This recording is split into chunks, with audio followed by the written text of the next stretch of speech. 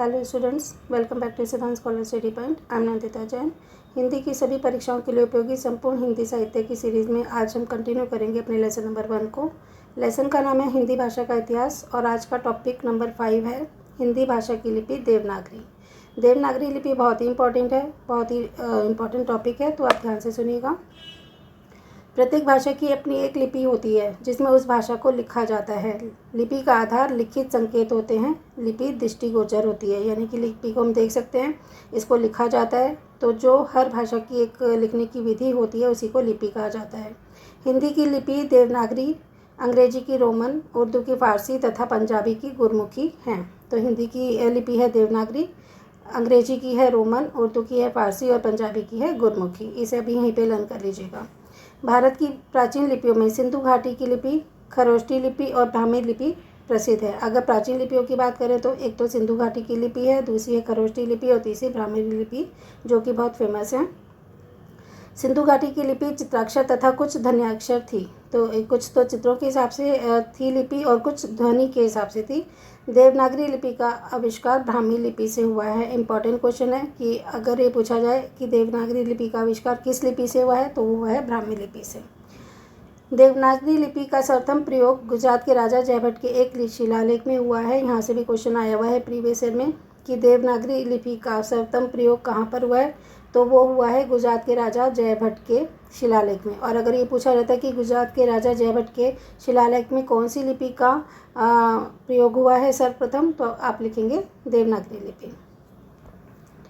गुजरात में सर्वप्रथम प्रचलित होने के कारण वहाँ पंडित वर्ग अर्थात नागर ब्राह्मणों के नाम से ही इसे नागरी कहा जाता है। यह लिपि हिंदी प्रदेश के अतिरिक्त महाराष्ट्र तथा नेपाल में भी प्रचलित है।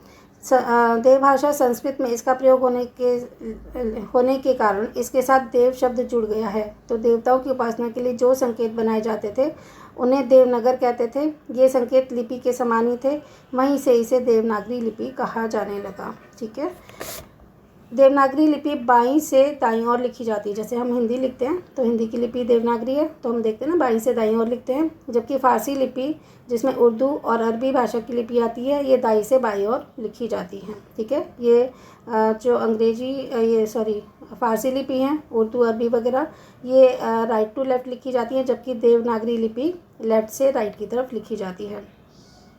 देवनागरी अक्षरात्मक लिपि है, इसमें अक्षर होते हैं, जबकि रोमन लिपि वर्णात्मक लिपि है, क्योंकि अंग्रेजी हम वर्ण के हिसाब से लिखते हैं ना, अल्फ़ाबेट के हिसाब से। तो ये रोमन लिपि तो वर्णात्मक है, जबकि देवनागरी लिपि अक्षरात्मक है, इसमें हम अक्षर लिखते हैं। देवनागरी लिपि को लोकनगरी तथा हिंदी लिपि भी कहा जाता है। तो देवनागरी लिपि के दो नाम और हैं, लोकनगरी तथा हिंदी लिपि। देवनागरी लिपि में किए गए सुधार, इसमें कौन कौन से सुधार किए गए हैं, तो सर्वप्रथम महादेव गोविंद रानाडे ने लिपि सुधार समिति का गठन किया। काका कालेलकर ने अ की 12 खड़ी का सुझाव दिया तथा स्वर ध्वनियों की संख्या को कम कर दिया गया। उन्होंने कहा कि 12 खड़ी होनी चाहिए और जो स्वर होते हैं ना हमारे आ ए आ ई उ वगैरह, तो इनको कम कर दिया गया। देखो अब हमारे हो गए ए आ ई, बड़ी ई, छोटा ऊ, बड़ा ऊ, और हो गए हमारे पास ए से एड़ी, बड़े से एनक। ठीक है, और ओ से ओखली, बड़े ओ से औरत। ठीक है, तो ये हमारी हमने बचपन में सीखी हुई है, ये हमारा स्वर है। डॉक्टर श्याम सुंदर दास ने पंचमाक्षर के स्थान पर अनुस्वार का प्रयोग करने का सुझाव दिया। पंचमाक्षर क्या होते हैं, जैसे 5वां अक्षर, जैसे क, ख, ग, घ और ये 5वां अक्षर ड़। ठीक है, फिर इसी तरह च, छ, ज, झ और फिर ये ण, ट, ठ, ड, ढ और ये वाला ण।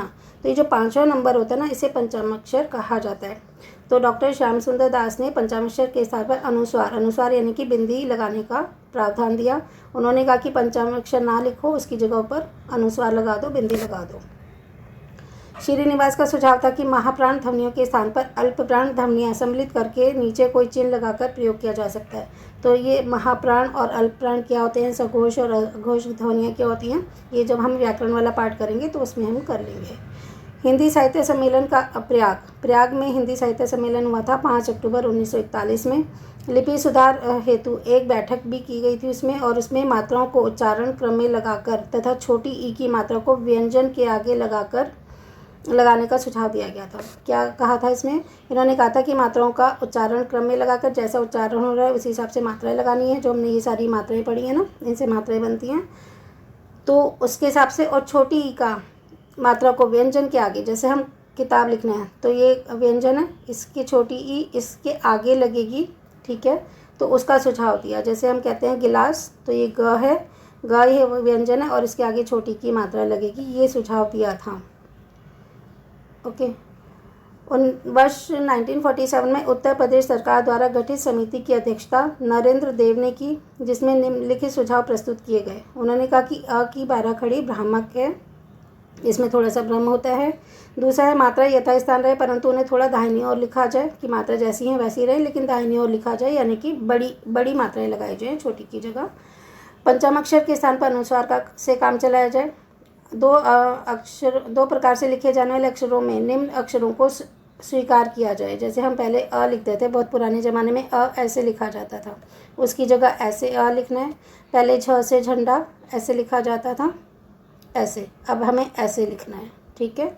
इसी तरह ध ये है ना, तो इसको ऐसे है तो मोड़ के या फिर ऐसे डंडा लगा के ब्रेक करके ऐसे लिखा जाता है। भै से भालू भी और ल से लट्टू, ये सब जो चीज़ें हैं इनको इस तरह से लिखा जाना चाहिए, ये मानक शब्द हो गए हैं। संयुक्त अक्षर होते हैं जो शब्द दो अक्षरों से मिलके, दो वर्णों से मिलके बनते हैं। जैसे श, ये आधा क और श से मिलके बनता है। त्र, त से और र से मिलके बनता है। ज्ञानी, ग से और य से मिलके बनता है। इसी तरह इनको कहा जाए कि इनको भी वर्णमाला में स्थान देना चाहिए। उपयुक्त सुझावों में कुछ परिवर्तन करके इन्हें स्वीकार कर लिया गया। समय समय पर इसमें सुधार भी होते रहते हैं। फारसी के क, ख, ग, ज और फ, क्योंकि फारसी भी क्या होता है कि हम जैसे अक्षर लिखते हैं, ये हमारा क है तो उनके नीचे वो नुक्ता लगाते हैं, इसको कहा जाता है क, ठीक है। ख के नीचे ख, हम ग बोलते हैं वो ग बोलते हैं, हम ज बोलते हैं वो ज बोलते हैं, और हम फै बोलते हैं वो फ बोलते हैं, ठीक है। तो ये जो ध्वनि थी इनको भी सम्मिलित किया गया तथा कुछ अंग्रेजी के शब्दों को भी सम्मिलित किया गया। तो ये सुधार किया गया था हमारा देवनागरी लिपि में, जो समय समय पर अभी भी होता रहता है।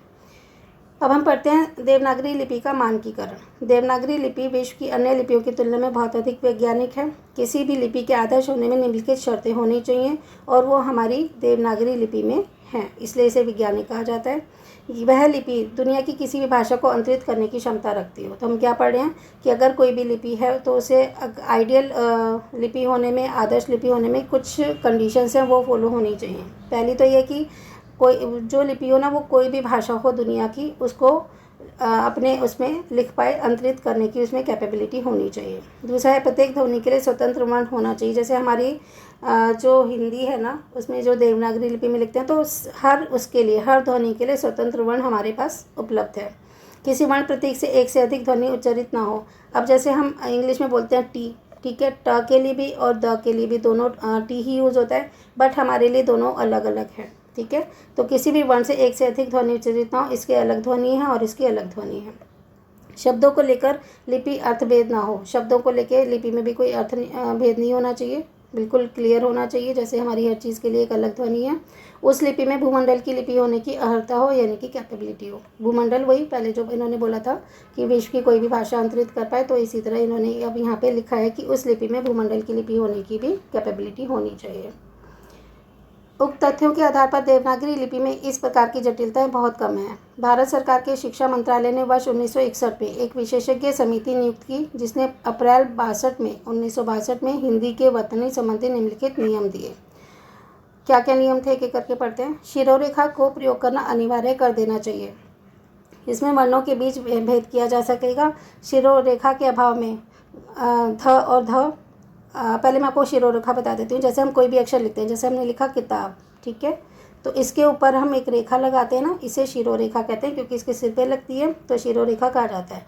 तो उन्होंने कहा हिंदी में ना शिरोरेखा का अनिवार्य कर देना चाहिए, क्योंकि अगर ऐसा नहीं करेंगे तो कुछ ऐसे हमारे स्वर या व्यंजन होते हैं जिसमें भेद करना मुश्किल हो जाएगा। जैसे ध, हम ये लिखते हैं, देखो ये ध है, ब्रेक की हुई लाइन है, और ये घ से घर पे पूरी लाइन आती है।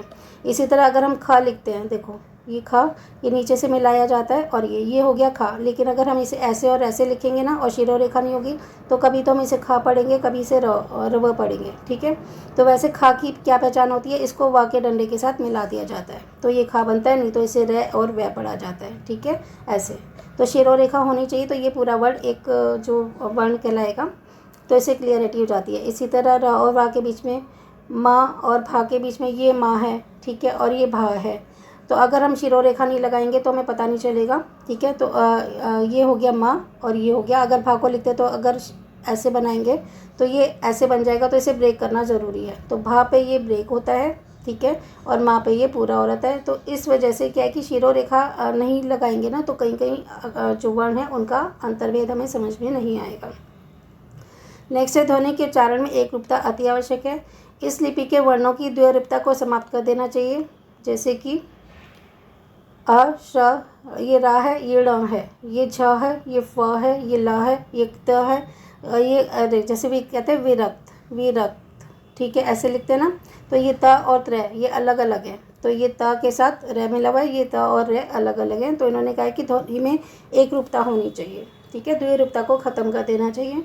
फिर है, संयुक्त वर्णों का प्रयोग संयोग, लेखन व उच्चारण लाघवता व तीव्रता को दर्शाता है, इसे भी बनाए रखना चाहिए। जैसे हम कहते हैं ना कि स्वरों का उच्चारण करते हैं तो कोई शब्द जल्दी बोले जाते हैं, कोई धीरे, ठीक है, कोई तीव्र बोले जाते हैं, कोई ज़्यादा समय लेते हैं, कोई कम समय लेते हैं, कुछ उष्ण होते हैं, ठीक है। तो इस तरह की जो हम सारी ग्रामर है हम ग्रामर वाले पार्ट में कर लेंगे, उसमें सब चीज़ क्लियरिटी से बताई जाएगी।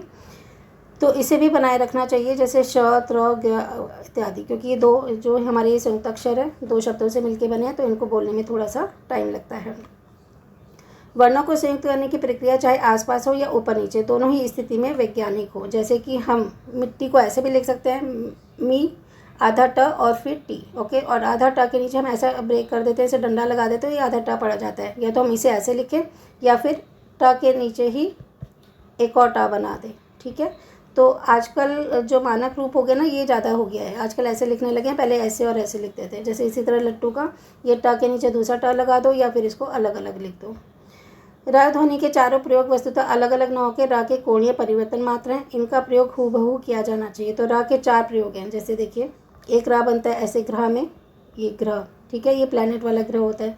ये गर्व होता है, जब हमें प्राउड होता है तो ये र होता है तो उसे गर्व के ऊपर जो ये लगा है ना ये भी र होता है। एक होता है ग्रह, ये वाला, ये इसके फुट पे लगता है, ये घर वाला ग्रह है, ठीक है, और एक ऐसे लगता है ट्रक, ठीक है, ये र। तो इन्होंने बोला है कि र ध्वनि के चारों प्रयोग हैं उनको वस्तुतः अलग अलग न होकर र के कोणीय परिवर्तन मात्र है, इनका उपयोग ऐसा का ऐसा ही किया जाना चाहिए। और जो र का चौथा प्रयोग है, ठीक है, इसको मूर्धन्य वर्णों का प्रयोग किया जाता है। मूर्धन्य ध्वनि भी हम व्याकरण वाले पाठ में पढ़ेंगे, जैसे राष्ट्र, ट्रम, ट्रक, ड्रम, टुंड्रा इत्यादि। संज्ञा शब्दों के अंत में बड़ी ई का प्रयोग होना चाहिए, ई का नहीं। देखो पहले हम क्या करते थे, हम पहले ऐसे लिख सकते थे भलाई, ऐसे लिखते थे, या फिर हम इसे ऐसे भी लिखते थे भलाई, ओके। तो अब इन्होंने कहा कि जो लास्ट में है ना बड़ी ई हटा दो और बड़ी ई की मात्रा का ही बड़ी ई की ही लगाओ। जैसे कमाई में ऐसे कमाई, ये ना लिख के हमें कमाई लिखना है, ओके। तो बड़ी ई लगाने की मान्यता को मानक रूप दिया गया है। नासिक ध्वनि, नासिक ध्वनि आती है जो नाक से निकलती है। नासिक ध्वनि अवमन में प्रयुक्त वर्ण प्रतीकों के संयोग को लेकर यदि सजग रहा जाए तो इनमें किसी प्रयुक्त को हटाने की आवश्यकता नहीं है। ये सभी प्रतीक एक दूसरे से अलग व अर्थभेदक हैं। नासिक वर्णों को अनुस्वार और अनुनासिक में बांटा जा सकता है। अनुस्वार ध्वनियों के उच्चारण में नाक की भूमिका होती है। अनुस्वार शब्द जब हम बोलते हैं ना तो नाक से ध्वनि निकलती है और ये बिंदी होती है, ठीक है। और अनुनासिक ध्वनि में नाक और मुख दोनों से ही ध्वनि निकलती है और इसे चंद्र बिंदु कहा जाता है, ठीक है। तो खाली नाक से ध्वनि निकालनी है तो बिंदी लगाएंगे, और अगर नाक और मुख दोनों से ही ध्वनि निकालनी है तो चंद्र बिंदु लगाएंगे। अनुस्वार ध्वनि के उच्चारण में बिंदी या बिंदु के प्रतीक का उपयोग होता है तथा अनुनासिक ध्वनि में चंद्र बिंदु का प्रयोग किया जाता है। अनुस्वार ध्वनियाँ प्रत्येक वर्ण के पंचमाक्षर के रूप में मानी जाती हैं। पंचमाक्षर जो हमने 5वें पढ़े थे ना, एक ये वाला था, एक ये वाला था और एक ये वाला, ठीक है। तो इसमें न की आवाज़ आती है, ण की आवाज़ आती है जो नाक से निकलती है। तो जबकि अनुनासिक ध्वनियाँ अलग अलग होती हैं। अनुस्वार ध्वनियों या पंचमाक्षरों के लिए प्रतिस्थापक प्रतीक बिंदु या बिंदु के अतिरिक्त कहीं कहीं अर्ध पंचमाक्षर का भी प्रयोग भ्रामक हो सकता है। लेकिन परंतु यह बहुत अधिक वैज्ञानिक है, तो आजकल इतना टेंशन लेने की बात नहीं है। उसको बहुत सिंप्लीफाई कर दिया गया है, या तो अनुस्वार के लिए बिंदी लग जाएगी या फिर अनुनासिक के लिए चंद्र बिंदु लग जाएगी। तो इसके हमने ये वाले पढ़ लिए कि देवनागरी लिपि का मानक रूप क्या है। अब हम जो हमारा नेक्स्ट पार्ट होगा उसमें हम पढ़ेंगे हिंदी का अंतर्राष्ट्रीय स्वरूप।